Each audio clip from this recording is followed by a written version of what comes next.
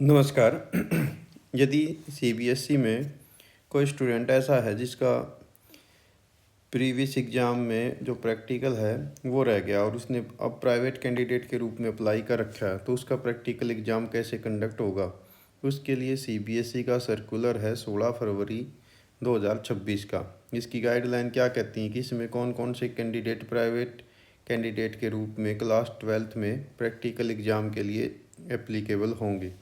Number 1 कह रहा है दी स्टूडेंट ऑफ ईयर 2025 जिसके मार्क्स प्रैक्टिकल सब्जेक्ट में अवेलेबल नहीं हैं रिपीट होने के कारण प्रैक्टिकल एग्ज़ाम में, या repeat in theory and practical both.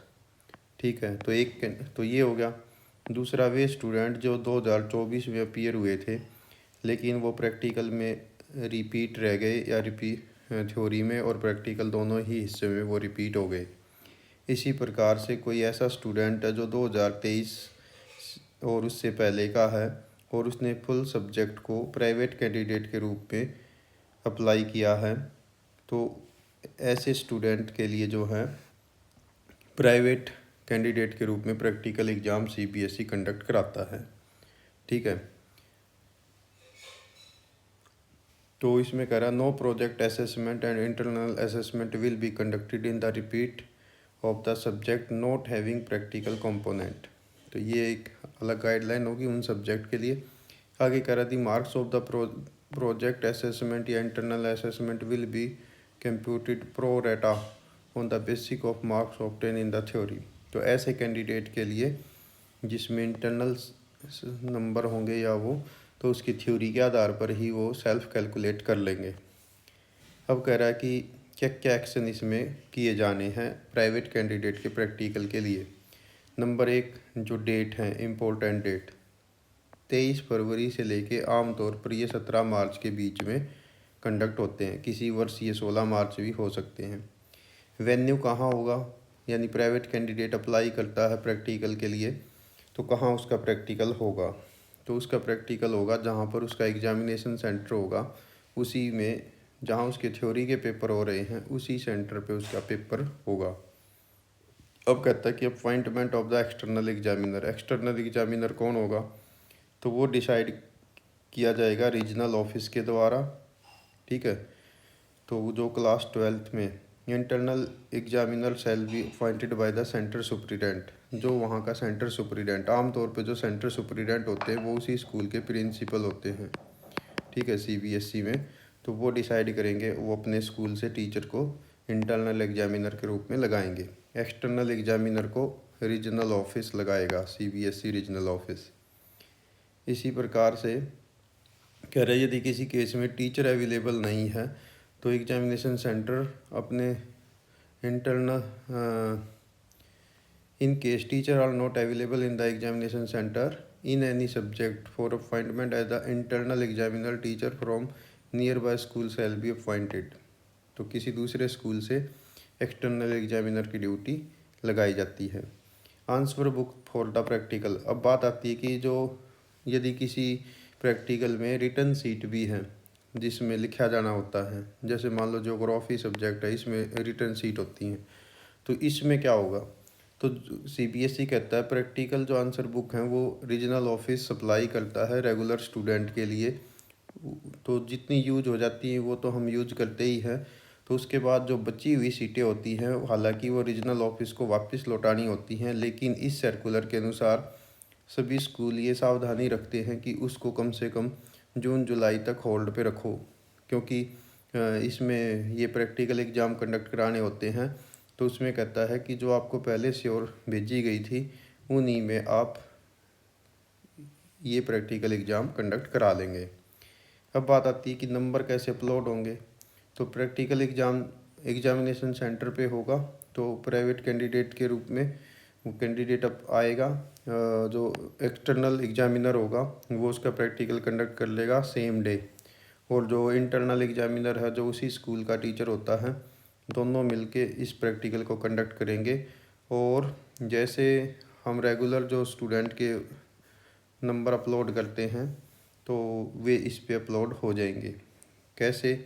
जो सेंटर सुप्रिटेंडेंट है उसका स्कूल की लॉगिन आईडी पर ये शो होंगे, ये यहाँ पर नोटिस आपको दिया, the list of the private student cell allotted at the centre will be visible in the centre या स्कूल लॉगिन।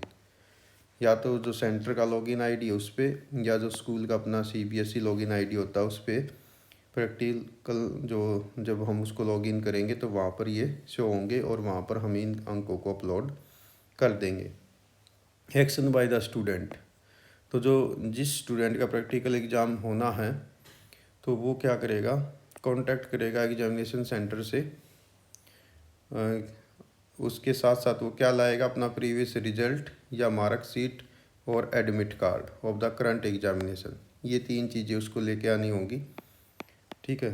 जो पीछे का उसका रिजल्ट शीट थी वो, या उसकी मार्कशीट थी वो, और उसका जो करंट एडमिट कार्ड है, इन सब के पर्टिकुलर्स देख के एग्जामिनेशन सेंटर पे उसका प्रैक्टिकल कंडक्ट हो जाएगा।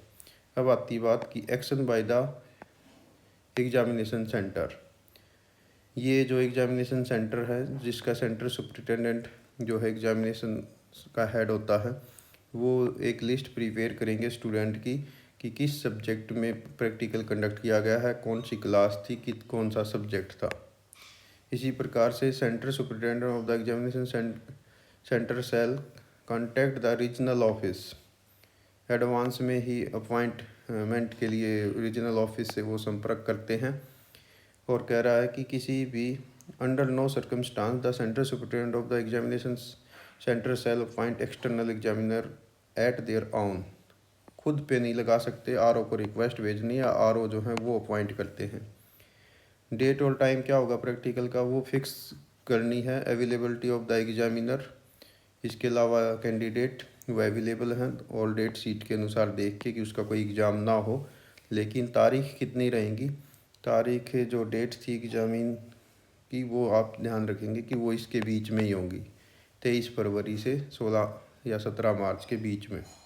कहीं पर भी जिस दिन बच्चे का पेपर ना हो उस दिन कंडक्ट किया जा सकता है। दिस स्टूडेंट एंड एग्ज़ाम, या जो भी स्टूडेंट या एग्जामिन है वे पहले से ही उनको इन्फॉर्मेशन दे दी जाएगी डेट्स की कि आपका प्रैक्टिकल उस दिन है और इस बजे आपका प्रैक्टिकल है। तो ये काम करना है। और साथ ही साथ कह रहा regional office shall be inform about the plan of the conduct of the practical exam, और रीजनल ऑफिस को भी ये सूचना। फिर regional action by the regional office. Regional office ये एक लिस्ट प्रिपेयर कर लेता है कि इन स्टूडेंट के प्रैक्टिकल होने हैं, किस सब्जेक्ट में होने हैं, किस सेंटर पे होने हैं, ठीक है। वो स्टूडेंट को भी उनको ये सूचना दे देते हैं। ये तो रीजनल लेवल के काम हो गए। अब आपको एक दिखा देता हूँ कि जब जिस टीचर की ड्यूटी आती है, अपॉइंटमेंट होती है प्रैक्टिकल एग्जामिनर के रूप में, तो उसके पास कैसे सूचना आती है। मैंने कुछ सूचनाएं जो हैं वो प्राइवेसी के लिए हाइड कर दी हैं।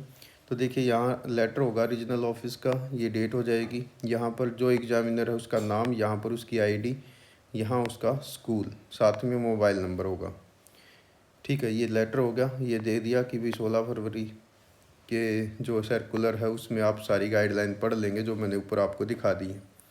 इसके अनुसार फिर प्राइवेट कैंडिडेट का जो है एग्जामिनेशन लेना है प्रैक्टिकल का। अब इसमें क्या होगा, देखो यहाँ पर डिटेल है एग्ज़ाम सेंटर डिटेल, यहाँ पर है एग्ज़ाम सेंटर का नंबर, यहाँ एग्ज़ाम सेंटर का नेम है, फिर यहाँ पर जो सेंटर सुपरिटेंडेंट है उसका नेम क्या है, यहाँ उनका मोबाइल नंबर है। ये क्यों दिए गए हैं, ताकि स्टूडेंट उनके साथ अच्छे ढंग से कांटेक्ट कर सके, जिसकी ड्यूटी आई है एक्सटर्नल एग्जामिनर की वो भी उनसे संपर्क कर सके।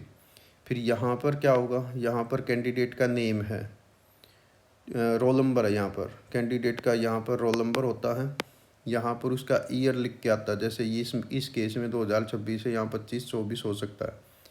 यहाँ नीचे उसका नेम होगा और यहाँ पर है सब्जेक्ट कोड, किस सब्जेक्ट का उसका प्रैक्टिकल एग्ज़ाम होना है, ठीक है। नीचे उसका यहाँ पर सब्जेक्ट नेम होता है, ठीक है। ये सारी सूचना आती है। यहाँ पर जो सेंटर सुपरिटेंडेंट है उसको भी ये कॉपी साथ के साथ भेज दी जाती है। साथ में इसमें सूचना दी जाती है कि आप सर्कुलर 16 फरवरी 2026 का ज़रूर पढ़ लें, जो मैंने आपको ऊपर दिखा दिया है उसमें ये सारी गाइडलाइंस दी गई हैं।